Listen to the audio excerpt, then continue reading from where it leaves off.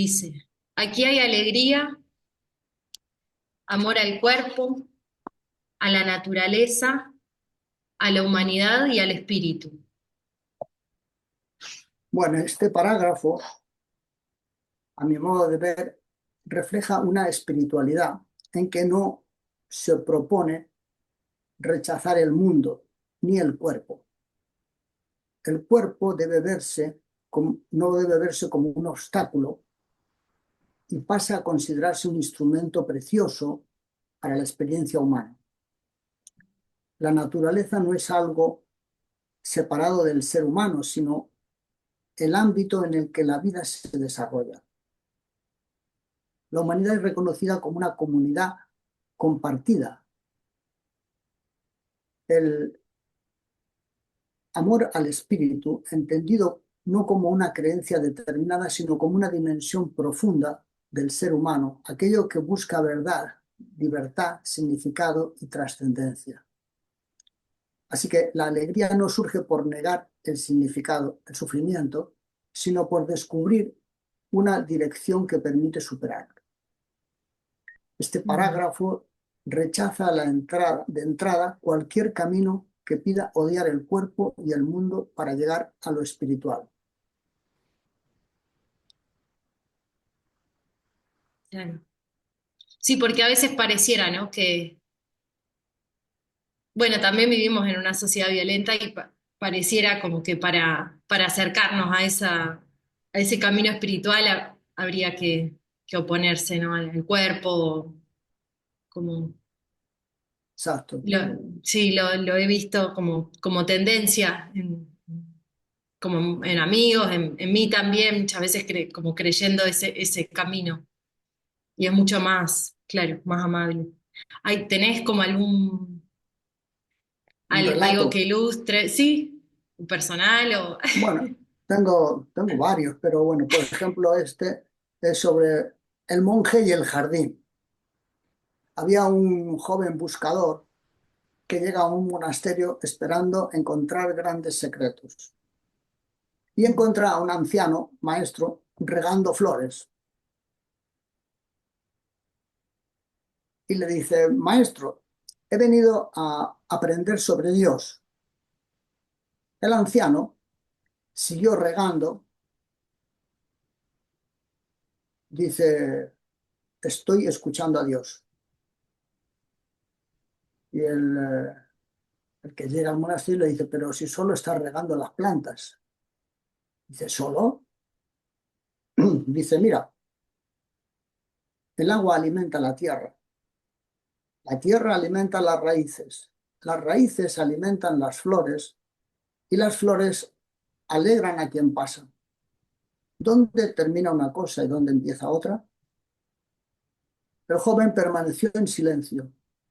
Aquella mañana comprendió que amar el espíritu no consistía en despreciar el mundo, sino en descubrir lo sagrado dentro de él. Y hay otro relato que cuentan en un lugar cerca de donde yo vivo, que es aquí en la zona de Umbria, en Italia, que había un señor que se llamaba Francisco de Asís. Era un hijo de un comerciante muy rico, lo dejó todo, el dinero, la ropa fina, eh, hasta el apellido de su padre, no para odiar el mundo, sino para amarlo sin la distancia de la riqueza. Se dice que un día caminaba por Bebaña. Bebaña es un pueblo cerca de aquí, de Atiliano, donde se celebran cada año los oficios medievales. Y él caminaba por ahí, por ese sitio, y encontró una bandada de pájaros.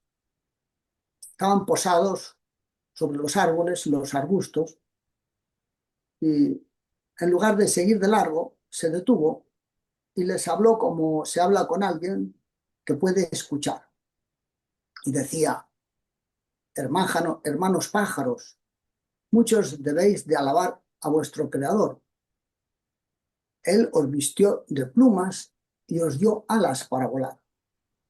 Los pájaros, cuenta la leyenda, no huyeron, sino que inclinaron el cuello y permanecieron quietos hasta que terminó de hablarles. Más adelante, este señor, Francisco de Asís, compuso el Cántico de las Criaturas, donde llama hermano sol, hermana luna, hermano al viento, hermana al agua, hermano al fuego y hermana a la muerte corporal. Es una larga lista donde ningún elemento es despreciado. El fuego que calienta y quema, el agua que da vida, el propio cuerpo que envejece y muere, todo entra en la misma familia, todo merece el mismo trato fraterno. Lo que este relato ilustra también es que la vida espiritual, para Francisco, no consistía en escapar de la naturaleza ni del cuerpo hacia una pureza abstracta y desencarnada, sino en aprender a mirar lo terreno como portador de lo sagrado. Esas son las historias que he escuchado. Ahí, ahí nos están haciendo una pregunta también. Dice, Lucía nos pregunta, ¿cómo se puede observar el cuerpo como algo sagrado cuando el espíritu a veces encuentra limitaciones en el cuerpo o encuentra limitaciones en las dificultades del cuerpo, en las dificultades del cuerpo?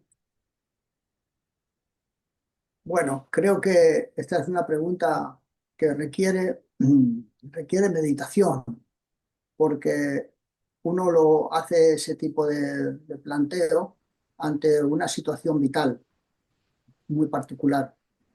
Desde luego que ver eh,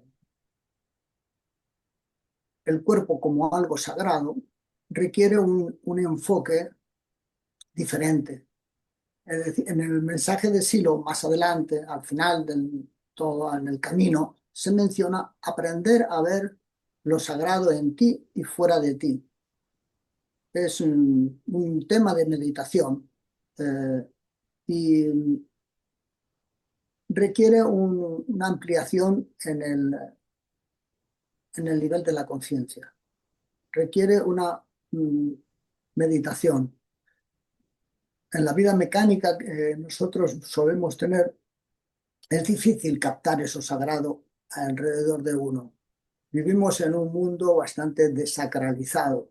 Entonces, el percibir lo espiritual o lo sagrado alrededor de uno o en uno mismo no es fácil porque no estamos educados en esa visión. Entonces, requiere una práctica, toda una meditación que justamente es lo que queremos desarrollar en todo con los capítulos que queremos hacer en distintas fases, no en un solo día. Así que es un tema a retomar más adelante, queda pendiente y seguramente que a medida que la experiencia interna avanza, uno cambia el enfoque con respecto a esta misma pregunta. Como comentaba antes, yo no tuve siempre la misma visión, sino que se fue modificando en el tiempo. Y eso fue porque uno medita y profundiza, intercambia con otros la experiencia y trata de observar otras salidas en donde uno no ve salidas. Así que lo dejamos pendiente, eh, me parece muy interesante, pero podríamos seguir adelante. Claro,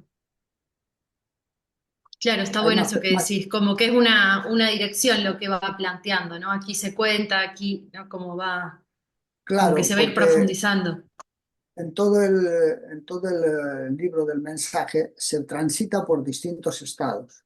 Eh, Desde el estado del sinsentido, en donde uno no ve una salida, hasta la evidencia del sentido. Fíjate qué cambio. O sea, desde el sinsentido a otro capítulo que es la evidencia del sentido. Y para continuar, sí lo desarrolla una serie de capítulos en donde uno puede verificar por experiencia propia, eh, con distintas técnicas, cómo esta meditación la puede uno profundizar. Y ahí da distintos tipos de parámetros. Habla de los principios de la acción válida, del trabajo con la fuerza, de la atención, del trabajo con el agradecimiento, describe los estados internos, en fin, toda una cosmogonía eh, enorme que permite profundizar y dar una respuesta a esa pregunta que acaba de hacer. Buenísimo.